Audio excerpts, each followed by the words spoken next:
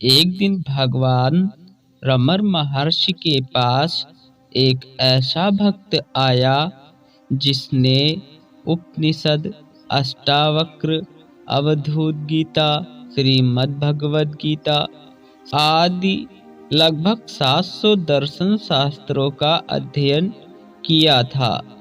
वो कहते थे कि मुझे श्री कृष्ण दर्शन देते हैं, मेरे कार्य सहज ही होते हैं बिना प्रयास के। जब वो काल के गाल में थे तो उनके अंतर मन में एक ही संकल्प उदय हो रहा था कि मैंने अभी तक महर्षि रमर के दर्शन नहीं किए हैं। जब वह स्वास्थ्य को प्राप्त हुए तो उन्होंने भगवान रमर महर्षि के दर्शन किए और प्रार्थना की कि वे महर्षि के स्पर्श तथा कृपा हेतु प्रार्थना करते हैं।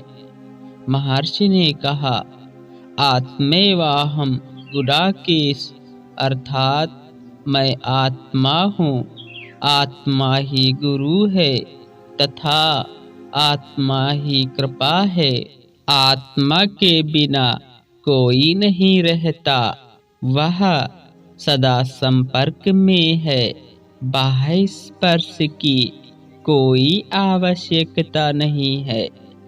महर्षि, मैं समझा मेरा प्रयोजन बाह्य स्पर्श से नहीं था। आत्मा से अधिक समीप कुछ भी नहीं है। आत्मा ही तो तुम हो। आत्मा की अनुभूति तैल धरावत 24 घंटे होती है। आत्मा की उपस्थिति नित्य है, जो जागृत, स्वप्न तथा सुषुप्ति अवस्था में बिना प्रभावित हुए रहता है। जागृत, स्वप्न, सुषुप्ति अवस्थाएं आत्मा रूपी पर्दे पर आ रहे चलचित्रों के समान है। महर्षि, 3 माह पूर्व मुझे श्री कृष्ण ने दर्शन देकर कहा, मुझसे निराकार उपासना की प्रार्थना क्यों करते हो? सर्वभूतास्थमात्मनं सर्वभूतानि चात्मनि, अर्थात आत्मा में सब हैं तथा सब आत्मा में है। इसमें संपूर्ण सत्य निहित है। यह भी औपचारिक है। वास्तव में आत्मा के अतिरिक्त कुछ भी नहीं है।